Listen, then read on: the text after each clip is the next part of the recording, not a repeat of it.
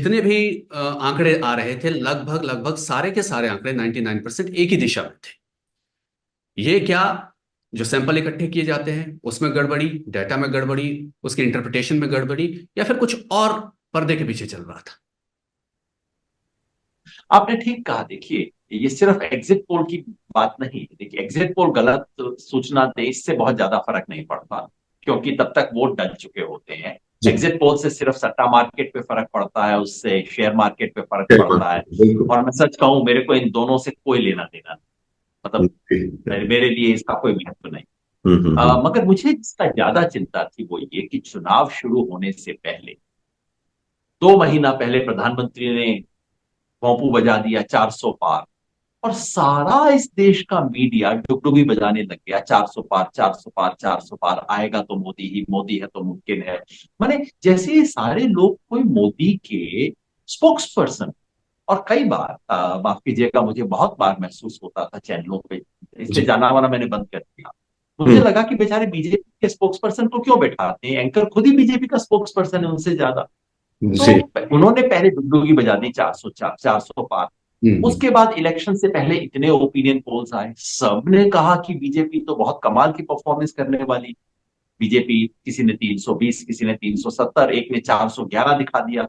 जी। मतलब कुल मिला के देश में चुनाव शुरू होने से पहले माहौल बना दिया गया था कि भाई बीजेपी तो बस अब तो जीत ही गई, अब तो फॉर्मेलिटी बची है सिर्फ। जी। और जी। फिर पूरे इलेक्शन के पीरियड में, जबकि ओपिनियन पोल्स पे बैन था, उस वक्त मीडिया ने मोटे तौर पे वही तर्ज जारी जी। की। ये जो है, ये दिक्कत की बात है। एग्जिट पोल गलत हो गए वो बहुत छोटी बात है मेरे हिसाब जी। से। जी। जी। वोट डालने से पहले जो वोटर के मन में इंप्रेशन बना दिया गया कि भाई आएगा तो, ये जी। बहुत खतरनाक है और इससे बहुत नुकसान हुआ। जी। ठीक है, योगेंद्र जी, ऐसा क्या रहा आपके लिहाज से, from your understanding, which BJP failed to read or may be miscalculated? Was it the public sentiment? जैसा आपने कहा बुखार है, मालूम तो उन्हें भी रहा होगा, चाहे इसे आप बड़बोलापन कहें, they bit more than they could chew. Still जो आंकड़े आए वो मुझे नहीं लगता है बीजेपी को उसकी उम्मीद थी या उसकी उम्मीद लगाए बैठे थे। क्या, कहाँ गलत रहे वो? दुनिया भर में डिक्टेटर्स के साथ ये होता है हाँ कि हाँ। वो सोचते हैं कि सब बोली दी जा सकती है। पब्लिक, क्या होता है कि एक बार आप पब्लिक को बेवकूफ बना लीजिए, हम्म। दूसरी बार बेवकूफ बना दीजिए, तो उसके बाद लगता है कि ये पब्लिक को तो कुछ भी पिलाया जा सकता है। 15 लाख बोल दो, पब्लिक भूल जाएगी। टेकन फॉर बोल ग्रांटेड। दो कि अच्छा। हम्म। जी। Taken for granted, sorry.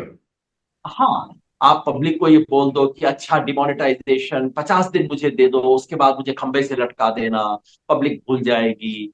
बोल दो कि किसान की आय डबल कर देंगे, बाद में जवाब ही मत दो, पब्लिक भूल जाएगी। तो ये जो this complete conceit and hubris हाँ हाँ। put together creates a situation in which undemocratic or rulers with undemocratic bent of mind tend to believe that they can spin anything around. And with media in your body, it was very easy for them to believe कि media का क्या है, शाम को 3 बजे phone कर देंगे, ये वाली खबर चलाओ शाम को, ऐसा क्या है, किसकी हिम्मत है हमारे खिलाफ बोलेगा। हम्म। इसके बाद वो जो होते, उसके बाद जो आपकी आंख के सामने सिग्नल आ रहे होते हैं, हम्म। उनको आप कहने लगते छोड़ो ना, क्या फर्क पड़ता है, मैनेज कर। ये जो है कि सब कुछ मैनेज किया जा सकता है, इससे इससे ये हुआ है। ये नहीं हो सकता कि बीजेपी के कार्यकर्ताओं को दिख नहीं रहा था कि भाई महंगाई एक सवाल है, बेरोजगारी इतनी भयानक समस्या इस देश की है, हम्म। ये देश में इनइक्वालिटी का सवाल है, अडानी के सवाल को लेके लोगों में कश्मकश है, ये चीफ मिनिस्टर्स को अरेस्ट करने से कोई अच्छा मैसेज नहीं जा रहा है, ये और इलेक्ट्रोल बॉन्ड्स हैं, ये सब चीजें तो थी।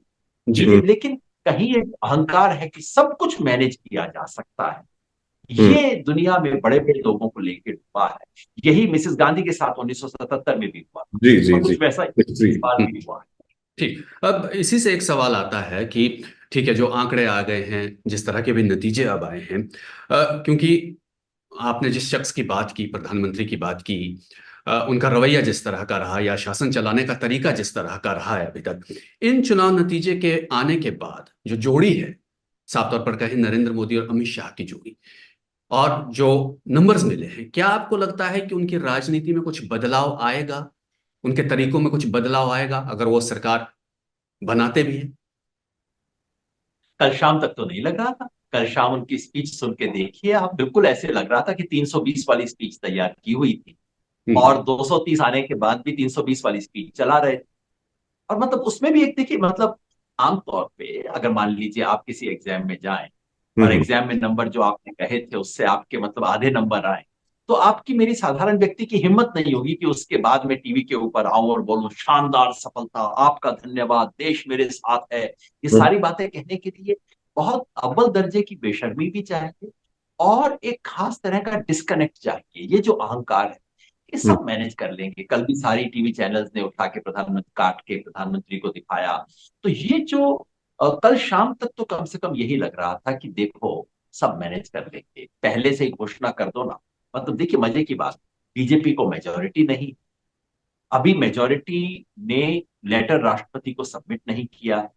बीजेपी की लेजिस्लेटिव पार्टी की मीटिंग नहीं हुई है। जी, प्रधान मोदी जी को प्रधानमंत्री चुना नहीं गया है और अब तो हम्म, टीडीपी और जेडीयू के बिना आप चुन नहीं सकते। जी जी जी जी। लेकिन वहां मंच से घोषणा कर रहे हैं कि तीसरी टर्म मोदी जी की आ गई और ये सब कुछ हो गया। ये उसी का हिस्सा है जहां ये है कि बस एक बार नैरेटिव चला दो, मैनेज कर लेंगे। तो कल शाम तक तो सबक नहीं सीखे थे, लेकिन हो सकता है रात को कहीं हैदराबाद से या कहीं आंध्र प्रदेश से फोन आया हो, तो हो सकता है उसके बाद से कुछ तेवर बदले। Subscribe to One India channel and never miss an update.